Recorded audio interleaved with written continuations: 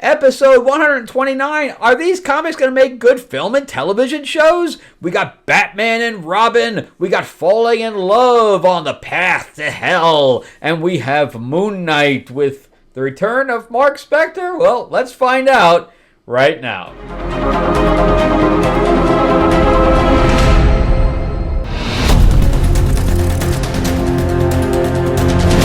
Welcome back to the channel, everyone. Thank you for spending time with me. My name is Frank Zanca. I'm an award-winning screenwriter, novelist, and comic book writer, as well as a filmmaker.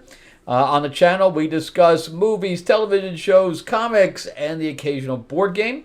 So thank you again for tuning in to talk about comics on this one and how they relate to movies and television shows. I do basically a review, so even if you're not a comic book aficionado or you've never read a comic book, but you know that they turn into film and television, well, this is basically keeping you abreast of what the publishers are putting out, so when they do appear on the screen, you're like, oh yeah, I saw that. So basically that's the basis for this series, and obviously I've done 129 of them. If you haven't read anything that I've ever written, you can look at the link below in the description, and you'll see my Amazon page there. In fact, my heart goes out to everybody that was at that rally yesterday. I actually wrote a book called Destiny Aurora. It's a sci-fi, but it had to do with a Secret Service agent whose wife is assassinated on his watch. So when I did all that research, it kind of reminded me of what was happening yesterday. And I know that there's a couple of people wounded, and I knew there was one person that was like a firefighter that did lose his life trying to shield his daughter from the bullets. So prayers go out. So let's jump into Batman and Robin. But before we do, remember to give me that like, give me that thumbs up, and also if you can subscribe, please do. I am trying to grow the channel, so ring that bell below. But this is Batman and Robin. This is by Joshua Williamson. This is the last series is now complete as far as the storyline is concerned. This is a new storyline. Joshua Williamson is leaving the book. And in the last one, we saw Bane on this island. And this bat creature that I guess Robin knows. I have no idea how that works. But anyway, he gets visited, and the thing takes him to this island, and we're on like a dinosaur island situation here. I don't know. So we're on Jurassic Park. They make several allusions to Jurassic Park here. But anyway, we start out, and the artwork is, thank God, better than we did on, I mean, the interior art used to look like this, very anime. So at least now we're getting, some decent art. Some of it's still a little, like when you see Bane in here with people, his size is way off. But anyway, he's basically fighting a T-Rex. He gets chomped on, and from inside the T-Rex's mouth, he basically takes the T-Rex's jaw off. The T-Rex dies, and so we're already kind of going off the rails here. I don't know if Bane can do that. But you can see like the bat creature here, flying side by side in the bat wing. And then there's physically bats that are coming away from them, door into their line of flight, or their flight path. And it's kind of messing with them, and they're like, whoa, why, what are they running from? And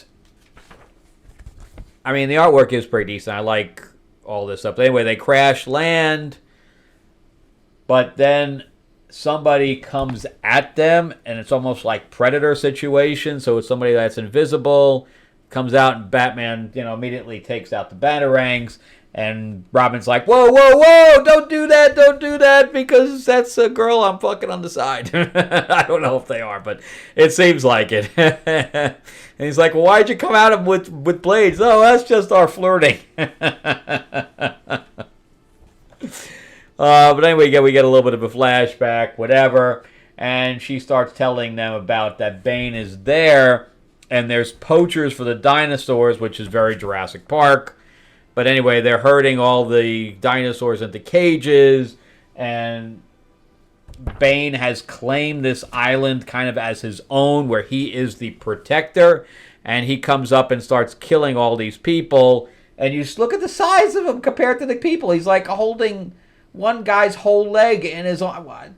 Bane does not grow to that extent. Come on, man. He's not the Hulk.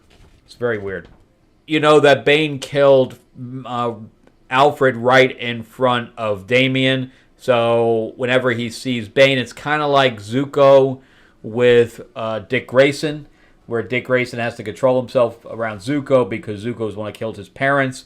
And that's kind of how it's felt here, is that, you know, he killed Alfred in front of him. So he's getting these flashbacks, and, you know, Batman even said, you're going to have to control yourself, etc. And they look back, and Damian is gone. So Damian is going after Bane, even though he's like 10 feet tall at this point, riding a dinosaur. Okay, whatever. And there goes that other ghost chick. But then Batman gets picked up from the back by Bane's daughter?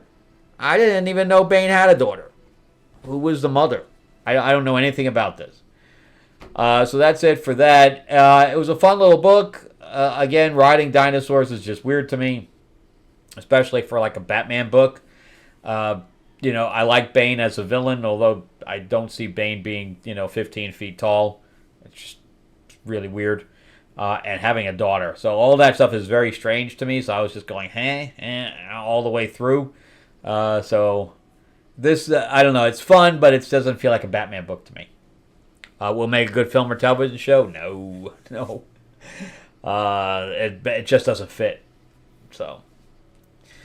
All right, so let's jump into Moon Knight. What caught me here was what it says on top.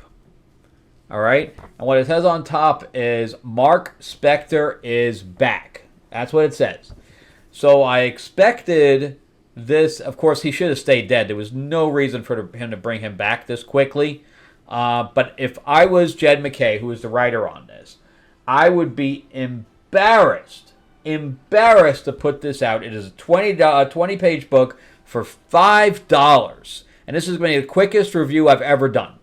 Because every page, well, you can't see it from there, but every page is a splash page. Every single page.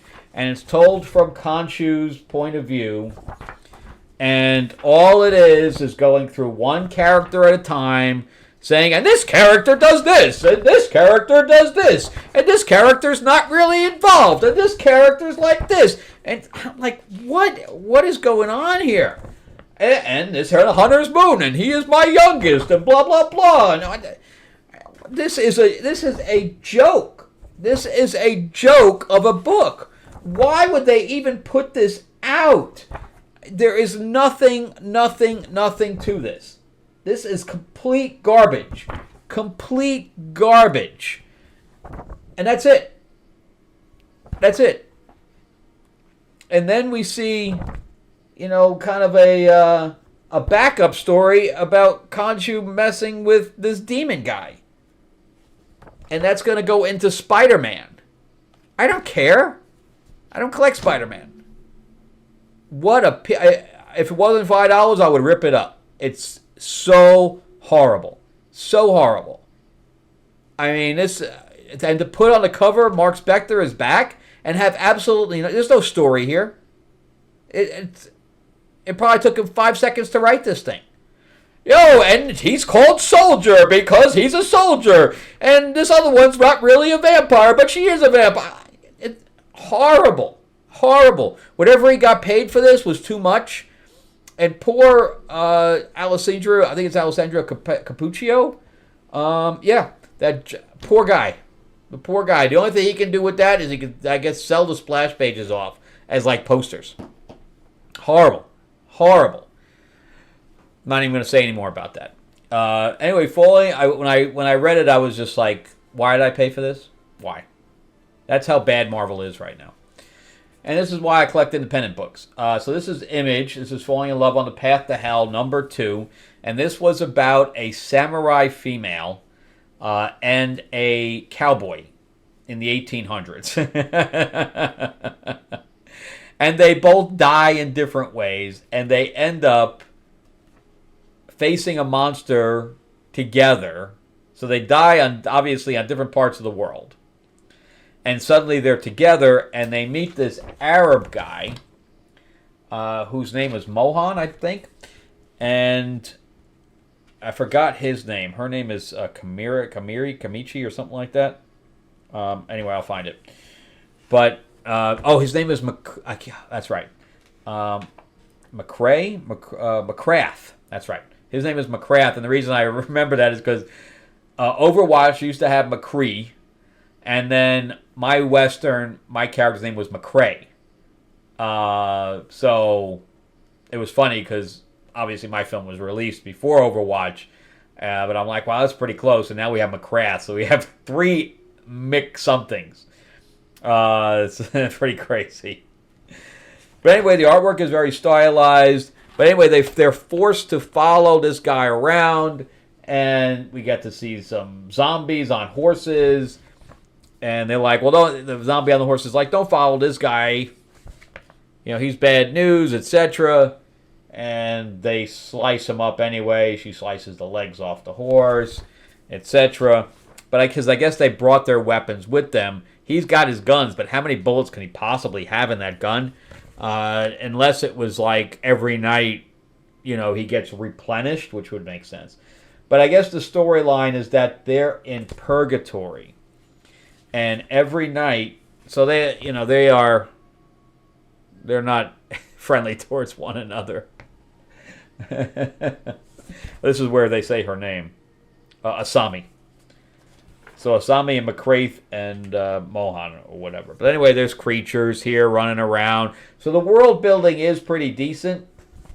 And I am interested about where this is going to go. Because we get to see, it's the twins. And they're like, it's beautiful, etc. And it does seem, because it's suddenly daylight now, it does seem like Purgatory is not too bad a place to be. I mean, it looks like there's monsters running around. So there is that. But anyway, so they end up grouping together with the other people that are there because every day the dead from hell, I guess, try to invade Purgatory. So we get this situation going on, and we have a pile of guys with swords ready to fight them, because if they don't push them back every day, so it's kind of like the myth of Sisyphus, where if they don't push them back every day, then they will override Purgatory. So they are almost the guardians of Purgatory. But that's what I'm saying, is that this guy is continually firing. So they're going to have to, like everybody else has swords that don't need to replenish ammunition. But it'll be interesting here to see if his bullets replenish, because he even says, how many bullets do you have for that gun? And he says, I got plenty. But it would be interesting to see if they just replenish at the end of the day. That would actually make sense, that his ammunition. But anyway, I have no idea where this is going, just absolutely none. But I'm intrigued. I kind of like it. So we'll see. Will it make a good film or television show? Let's do the wrap-up. I don't know. I don't know. Because I can't tell what the story is yet. There's no plot yet. It's purely here's the world, and here's the people living in it. So that's it. So I can't wait to see an actual plot, because we're on the second issue now, and I can't tell you what it's about. Moon Knight, piece of garbage. Piece of garbage. Jen McKay, if you were in front of me, I'd freaking punch you in the head. Batman and Robin, fun little book, but it's not Batman. So I'll continue reading it until he's done. I don't know who's going to be taking over. But the way he writes the relationship between them is very good. I just wish he'd actually do a Batman story. Like even the last story, Flatline was a good addition to that, but it was all over the place, man. But yet when he was doing Duke and Cobra Commander, really good stuff. So I don't understand why he can't translate to DC, because even Green Arrow was bad. I dropped that thing too. So I don't understand, but yet I think he's even doing Superman. Superman's really good. I don't know. He's a hit and miss guy, man. I don't get it. I think he's just writing too many things. which is good for him because if he's doing that, he's actually making money. So that's good for him. Anyway, that's it from me. Thank you guys so much for watching. I really greatly appreciate it. I will be giving a class next week on writing and producing, how to write to a certain budget, how to structure, all that stuff. If you're interested in that, I'm just going to do a one-day this time. Next Saturday, you'll find the link below, which along with the link of my Amazon page where you can check out some of the stuff I've written as well. Also, remember to give me a like, give me a thumbs up if you can, and if you can subscribe, please do. It is free. Ring that bell, ding, ding. I greatly appreciate it. And check out some of my other videos as well, and I will see you guys on the next episode. Thank you guys so much for watching. Bye-bye.